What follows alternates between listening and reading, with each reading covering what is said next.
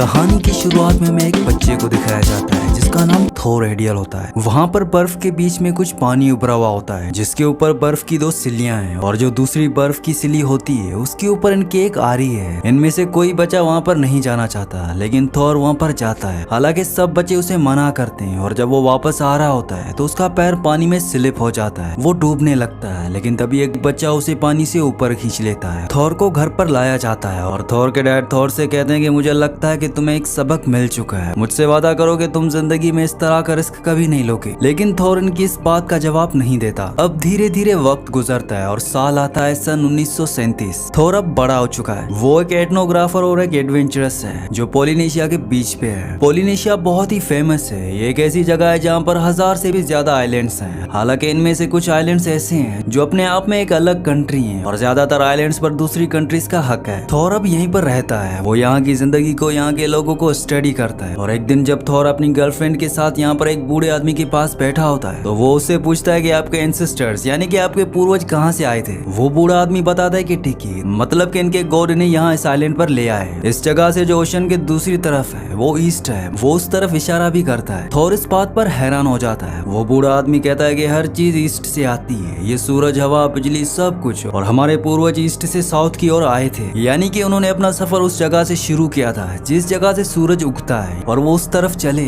जिस तरफ सूरज ढलता है। सूरज ने ही उन्हें रास्ता दिखाया, मतलब कि उन्हें नेविगेट किया। और उसके बाद वो बूढ़ा आदमी ने एक जगह ले जाता है जहाँ पर एक बहुत पुरानी देवता की मूर्ति होती है और ये उनके टिक्की देवता होते हैं। मतलब कि इनके आइलैंड्स पर जो लोग रहते हैं वो एशिया से आए हुए हैं। लेकिन इस बूढ़े आदमी को इस बारे में कुछ नहीं पता। ये सिर्फ उसे वही बताता है जो उसने अपने पूर्वजों से सुना है, यानी कि इनके पूर्वज एशिया से नहीं बल्कि साउथ अमेरिका से आए थे। और थोर इस बात से पूरी तरह से हैरान होता है। अब साल दिखाया जाता है ईयर 1946। थोर पिछले 10 सालों से इसी आइलैंड पर रिसर्च कर रहा है। उसने अपनी बहुत सारी थ्योरीज लिखी हैं और वो एक पब्लिशर के पास जाता है। दरअसल 10 साल पोलिनेशिया के आइलैंड्स पर बिताने के बाद, वहाँ के लोगों के साथ रहने के बाद वो इस नतीजे पर पहुंचता है कि वो बूढ़ा आदमी सही बोल रहा था। पोलिनेशियन आइलैंड्स पर जो लोग हैं वो एशिया से नहीं बल्कि साउथ अमेरिका से आए हैं। वो एक पब्लिशर से मिलता है लेकिन वो पब्लिशर उसकी थ्योरी को, उसकी किताब को छापने से मना कर देता है। वो कहता है कि आज तक सिर्फ ये एक थ्योरी है। पोलिनेशिया आइलैंड्स पर जितने भी लोग रहते हैं वो एशिया से आए हैं और तुम अपनी थ्योरी को साबित नहीं कर सकते, क्योंकि 1500 साल पहले जब इन आइलैंड्स पर लोग आए थे तो साउथ अमेरिका के लोगों के पास ऐसी बोट्स नहीं थी, ऐसी टेक्नोलॉजी नहीं थी जो इतना लंबा सफर तय करके आ सके, जबकि एशियंस के पास ऐसा सब कुछ था। इसीलिए तुम्हारी थ्योरी पर कोई भी यकीन नहीं करेगा।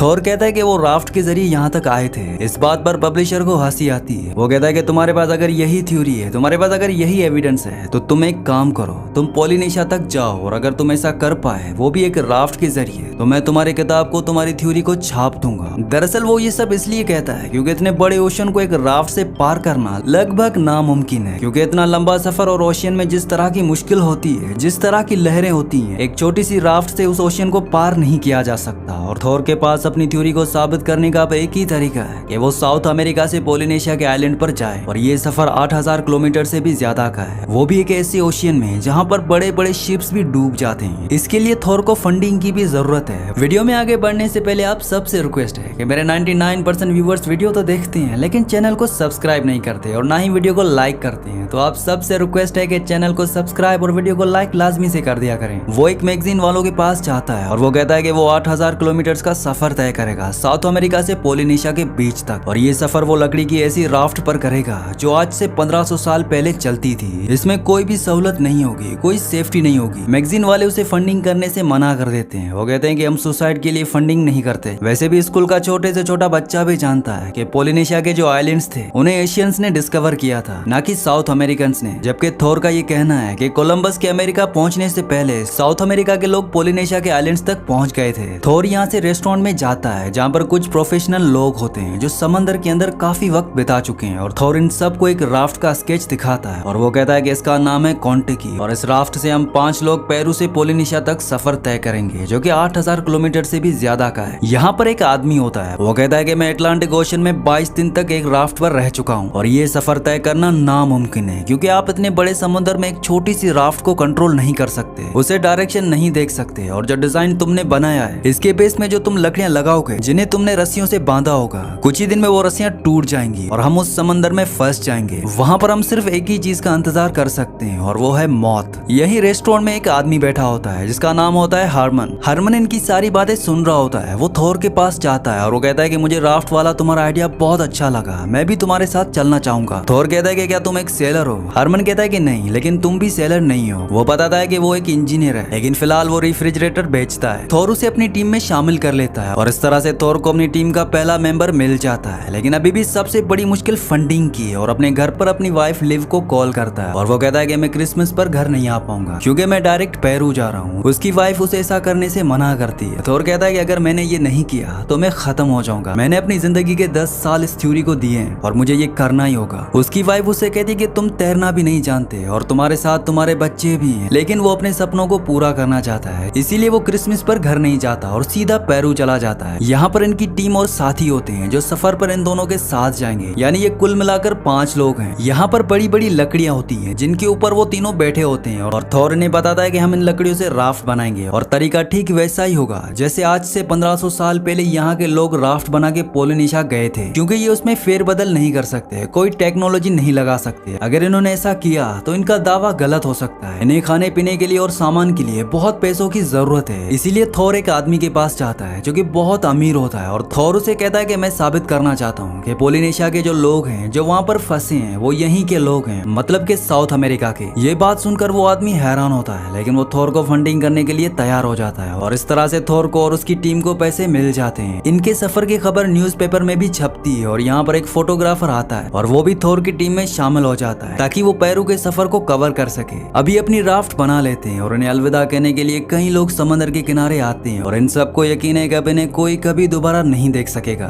क्योंकि ये सफर बहुत मुश्किल है और ये एक बहुत बड़े ओशन में है। ये राफ्ट लेकर समंदर में उतर जाते हैं। इन 6 लोगों के पास आज से 1500 साल पुराने तरीके से बनी हुई लकड़ी की राफ्ट, खाने का कुछ सामान, एक छोटी सी सेफ्टी बोट और एक रेडियो होता है और अब इनकी राफ्ट धीरे धीरे समंदर की गहराइयों में जाना शुरू हो जाती है। एक रात को जब ये सब सो रहे होते हैं तभी यहाँ पर एक बहुत खतरनाक तूफान आता है और थोर जब राफ्ट की सेल को हटा रहा होता है तभी वो एक झटके के साथ पानी में गिर जाता है। थोर को तैरना नहीं आता, लेकिन उसके साथी उसे पानी के ऊपर खींच लेते हैं, यानी कि वो राफ्ट के ऊपर आ चुका है और इस तरह से थोर की जान जाते जाते बचती है। अगली सुबह जब समंदर पूरी तरह से शांत हो जाता है तो ये देखते हैं कि इनके राफ्ट को बहुत नुकसान पहुंचा है और ये सब अपनी राफ्ट को एक बार फिर से रिपेयर करते हैं। इन्हें आज पूरे 4 दिन राफ्ट पर हो चुकी हैं और ये धीरे धीरे अपने सफर, अपनी मंजिल की तरफ बढ़ रहे होते हैं, लेकिन समंदर को पार करना इतना आसान नहीं होता। बीच समंदर में एक बहुत बड़ी वेल दिखती है और जब ये उसे अपने कैमरे से शूट कर रहे होते हैं तो हारमन, जो कि थोर का सबसे पहला साथी था, वो इस बात से डर जाता है क्योंकि वेल उनके राफ्ट के ठीक नीचे से निकल रही होती है। वहाँ से वो शार्प हथियार उठाता है जिस पर एक रस्सी बंधी हुई होती है। वो उसे फेंकने वाला होता है कि उसका साथी बोलता है कि इसे साइड में रख दो, लेकिन वो उसकी बात नहीं सुनता और वो उसे वेल के ऊपर फेंकता है जो कि वेल की बॉडी पर जाकर गिरता है। अब वेल पानी के नीचे जाना शुरू करती है क्योंकि उसके हथियार में रस्सी बंधी हुई है, इसीलिए उनकी राफ्ट अब घूमना शुरू हो जाती है और उनकी राफ्ट यहाँ पर डूबते डूबते बचती है। इस बात पर हेरमन और उनके एक साथी के आपस में बहस हो जाती है। तब थोर कहता है कि राफ्ट के अंदर कोई किसी को कुछ नहीं कहेगा, जिसको कहना होगा मैं कहूंगा, क्योंकि इस राफ्ट का इंचार्ज मैं हूँ। अब धीरे धीरे दिन बीतना शुरू होते हैं। इनके पास जो रेडियो होता है वो भी खराब हो जाता है, ये किसी से भी कांटेक्ट नहीं कर सकते और हेरमन की दिमागी हालत भी धीरे धीरे खराब होना शुरू हो जाती है। उसे शक होना शुरू हो जाता है कि लकड़ियां पानी ऑब्जर्व कर रही हैं और धीरे धीरे रस्सियां जिनसे लकड़ियों को बांधा गया है वो पूरी तरह से टूट जाएंगी और ये सब के सब डूब जाएंगे। दरअसल ये सारी बातें रेस्टोरेंट में उस आदमी ने कही थी जिनके पास थोर सबसे पहले गया था और अब हेरमन के दिमाग में ये बातें घूम रही होती हैं। इनके साथ वो आदमी जो कैमरामैन होता है, जो यहाँ पर सब कुछ रिकॉर्ड करने के लिए आया है, वो सेफ्टी एयरपोर्ट पर बैठकर राफ्ट से दूर चला जाता है ताकि इन सब को शूट कर सके। और जब वो इन्हें रिकॉर्ड कर रहा होता है तभी पानी में बहुत बड़ी शार्क आती है। यहाँ समंदर में चारों तरफ शार्क्स हैं जो कभी भी इन पर हमला करके इन्हें मार सकती हैं, लेकिन इससे पहले कि वो शार्क उस पर हमला करती, थोर उसे देख लेता है और वो एयरपोर्ट की रस्सी को जल्दी से खींचकर उस आदमी को बोट पर ले आता है। इस तरह से उसकी जान जाते जाते बचती है, लेकिन समंदर में हर जगह मौत है, हर एक जगह खतरा है। इन्हीं में से एक आदमी के पास तोता होता है और उसका तोता पानी में जाकर बैठ जाता है। तभी वहाँ पर एक शार्क आती है और वो शार्क उस तोते को खा जाती है। इस बात से उसे बहुत दुख होता है और जब वही शार्क इनके राफ्ट के पास आती है तो वो उसे पूंछ से पकड़ लेते हैं और ये सब मिलकर उसे ऊपर खींच लेते हैं और उस शार्क को मार देते हैं, जिससे खून पानी में गिरना शुरू हो जाता है, जिसकी वजह से शार्क इनकी राफ्ट की तरफ अट्रैक्ट होती है और वो सब की सब इनके राफ्ट के चारों तरफ घूमना शुरू कर देती है। हरमन इस बात से डर जाता है। वो वहाँ पर एक बॉक्स लेकर आता है जिसमें स्टील की बहुत लंबी वायर्स रखी होती हैं और वो थोर को बोलता है कि अब बचने का एक ही तरीका है, हमें अपनी राफ्ट को इनसे बांधना होगा, नहीं तो हम में से कोई भी नहीं बचेगा। लेकिन थोर कहता है कि हम वैसे ही जाएंगे जैसे आज से 1500 साल पहले लोग यहाँ से गए थे, और वो स्टील की तारों को फेंक देता है। हरमन का दिमाग पूरी तरह से अच्छे से काम नहीं कर रहा होता है और उसका पैर स्लिप हो जाता है, वो पानी में गिर जाता है। लेकिन इससे पहले कि शार्क उसको अपना खाना बनाती, उसे पानी के ऊपर खींच लिया जाता है। ऊपर आने के बाद हरमन सबसे माफी मांगता है क्योंकि वो जानता है कि उसने गलती की है। यहाँ पर इनके साथ सबसे बड़ी प्रॉब्लम ये होती है कि इन्हें अभी तक ये भी नहीं पता कि ये सही रास्ते पर हैं भी कि नहीं। इनका नेविगेटर जिसका नाम एरिक है वो कहता है कि शायद हम सही रास्ते पर नहीं है, लेकिन थोर को यकीन है कि वो सही रास्ते पर है। और इतने लंबे सफर के बाद ये सब के सब मेंटली फिजिकली पूरी तरह से टूट चुके हैं। और एक दिन एरिक जो उनका नेविगेटर है वो सेक्शन से जो एक बहुत ही बेसिक गैजेट है जिसे डायरेक्शन का पता लगाया जा सकता है उससे पूरी कैलकुलेशन लगाता है और वो थोर के पास आता है और उसे बताते हैं कि ये सब बिल्कुल सही रास्ते पर हैं, ये पोलिनेशिया की तरफ बढ़ रहे हैं। और आज लगभग 3 महीनों के बाद इनकी राफ्ट पर पहली बार खुशियां आई हैं। ये सब एक दूसरे के गले लगते हैं और साथ ही साथ अब इनका रेडियो भी काम करना शुरू कर देता है। ये रेडियो से कोडिंग मैसेज के थ्रू बाहरी दुनिया तक ये मैसेज पहुंचाते हैं कि कैसे आज से 1500 साल पहले पेरू से कुछ लोग लकड़ी की एक राफ्ट पर पोलिनेशिया पहुंच गए। और ये खबर जब बाहरी दुनिया में पहुंचती है तो वहाँ पर एक हंगामा मच जाता है क्योंकि आज तक जितनी भी थ्योरीज पोलिनेशिया की हिस्ट्री के बारे में थी वो सब की सब बदलने वाली थी। और 7 अगस्त सन 1947 को जब इन सबको इस राफ्ट पर पूरे 101 दिन हो चुके हैं तब सुबह सुबह इनमें से एक को आसमान में उड़ता हुआ परिंदा दिखता है। और इस बात से इन सबको बहुत खुशी होती है क्योंकि परिंदे का मतलब ये है कि आसपास जमीन है, ये अपनी मंजिल तक पहुंचने वाले हैं। और तभी इन्हें सामने एक आइलैंड दिखता है और ये वही आइलैंड है जहाँ पर ये पहुंचना चाहते हैं, लेकिन वहाँ पर पहुंचने के लिए इन्हें बड़ी बड़ी लहरों का सामना करना पड़ेगा जो कि इतना आसान नहीं है। इसीलिए ये एक कैलकुलेशन लगाते हैं जिसमें हरमन सबको ये बताता है कि हर 13वीं लहर 12वीं लहर से ऊंची होती है, इसलिए इनको अपनी राफ्ट को लंगर के सहारे रोक कर रखना पड़ेगा। और ठीक 13वीं लहर से पहले इन्हें लंगर उठा देने होंगे ताकि उस बड़ी लहर की सपोर्ट से ये बीच तक पहुंच सकें। ये लंगर डाल देते हैं लेकिन 10वीं लहर में इनकी रस्सी टूट जाती है और ये सब लहरों के साथ बहना शुरू कर देते हैं। लेकिन किस्मत इनका साथ देती है और सब के सब किनारे तक बीच तक पहुंच जाते हैं। और इस तरह से एक ऐसा सफर है जिसके बारे में दुनिया का ये मानना था कि ये कभी पूरा नहीं कर सकते। ये 6 लोग उस सफर को पूरा करके ना सिर्फ तारीख लिखते हैं बल्कि पूरी तरह से तारीख को बदल भी देते हैं। अगर इंसान के अंदर पॉजिटिव सोच हो, उसे अपने आप पर भरोसा हो, वो जो करना चाहता है उसकी तरफ उसका पूरा डेडिकेशन हो,